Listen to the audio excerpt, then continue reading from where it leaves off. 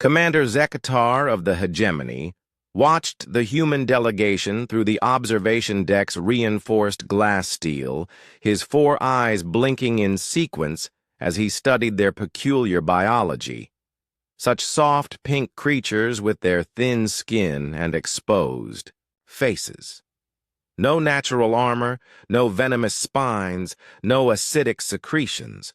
How had these fragile beings ever survived long enough to achieve spaceflight? They appear even more vulnerable in person, his aide, Sub-Commander Yith, commented through their shared neural link. Their atmospheric requirements are so specific, their temperature tolerance so narrow. One wonders how they function at all. Fatu why. Peace negotiations had been proceeding smoothly for 3 cycles. The humans wanted access to the Outer Rim trading routes, and the Hegemony was willing to grant it, for the right price. These creatures seemed reasonable, diplomatic, almost meek in their approach. Perfect subjects for exploitation. Ambassador. Sarah Chen sat across from Zekatar, her translator device converting her primitive vocal sounds into proper neural communication.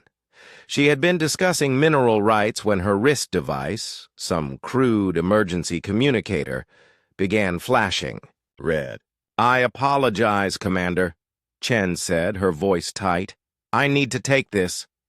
She listened to the device, her face changing color from its normal pale pink to an alarming white. Zekatar's thermal sensors detected a rapid increase in her body temperature. "What is it?" Chen asked the device, her voice rising in pitch. Zekatar's aide quickly ran the emotional resonance through their database. Distress, anger, desperation. Kidnapped. Chen stood abruptly, her chair scraping against the floor. "How many children? 23? Her hands were shaking now. "What do you mean you don't know where they are?" The other human delegates, General Morrison, Dr. Patel, and trade specialist Kim, immediately surrounded their ambassador. Their body language shifted in seconds from relaxed diplomatic postures to something Zekatar's combat analysis software flagged as pre-attack positioning. "Commander." Chen turned to face him, and for the first time Zekatar saw something in human eyes that made his primary heart skip a beat. "Slavers, Hegemony slavers, have taken children from our colony on Kepler 442b. 23 children, ages 6 to 14.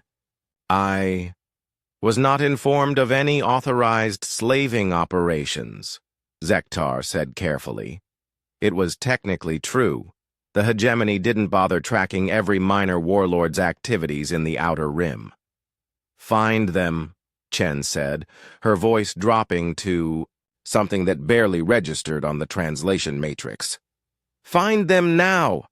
"Ambassador Chen, I understand your concern, but surely we can discuss now."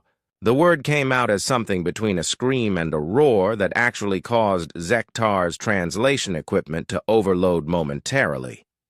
General Morrison stepped forward, and Zekatar's threat assessment systems went haywire. The human male was technically smaller than Zekatar, but something about his stance suggested he could kill everyone in the room with his bare hands.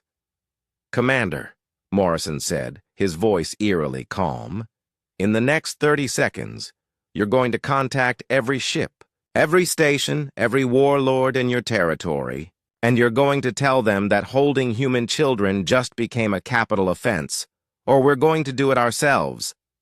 "General, please," Dr. Patel interjected, but her eyes held the same terrifying intensity as the others. "Let me explain this scientifically, Commander Zekatar. Human children represent not just our genetic future, but our emotional core. Every adult human is biologically and psychologically programmed to protect human young, not just their own offspring, but all human young. You've just activated a response that supersedes our survival instincts." Trade specialist Kim was already working frantically on her portable computer. I'm uploading files to your systems now, Commander. Documentation of what happens when humans fight for their children. The files flooded Zektar's console. Military records, historical data, psychological profiles. His processing units worked overtime to comprehend what he was seeing. Stalingrad, a human city where mothers threw themselves at armed soldiers with nothing but kitchen knives when children were threatened. The Yazidi genocide response. Humans, traveling across continents to fight and die for children who weren't even their own species' offspring. Oh, wait, they were the same species, but different tribes, different nations. Yet they came anyway. Operation Orion, where human parents hijacked military vessels to retrieve 3 children from pirates, disabling 17 enemy ships in the process. This is... Zektar's voice trailed off as his tactical computer began running probability scenarios. If humans were willing to fight their own species this viciously for children, what would they do to aliens who threatened their young? Commander. Chen's voice had gone completely flat now, which somehow made it more terrifying than her earlier shouting. I need you to understand something.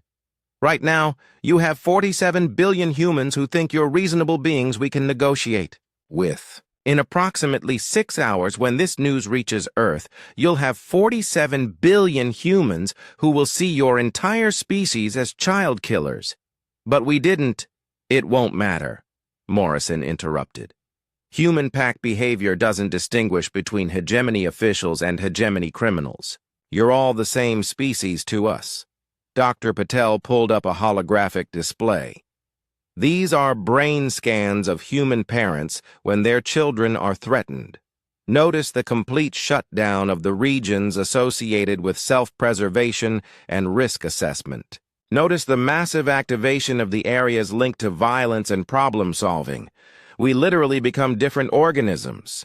And these, Kim added, highlighting financial records, are economic projections showing what happens to galactic trade when humans go to war. Spoiler alert, it stops. Completely.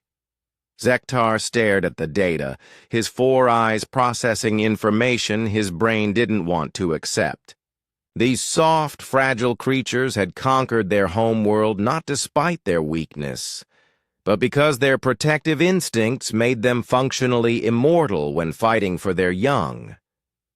How long do we have, he asked quietly, to find them? Alive? About 18 hours before our military starts glassing planets, Chen replied. To avoid a war that ends galactic civilization? About 72 hours before our fleets arrive, Morrison added. Zektar's aide was already sending priority alerts to every hegemony facility within 50 light years. The commander watched the humans' biometric readings. Heart rates through the roof, stress hormones at lethal levels, but their hands perfectly steady.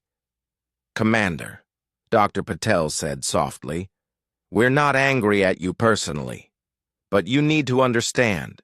Every human in this room would die to save those children, and every human who isn't in this room would kill to save them. For the first time in his military career, Commander Zektar of the Hegemony sent out a fleet-wide surrender notice. The children were found 6 hours later, unharmed, and returned to their families. The Hegemony's first law of interspecies relations was updated that day. Human children are off limits. No exceptions. Ever.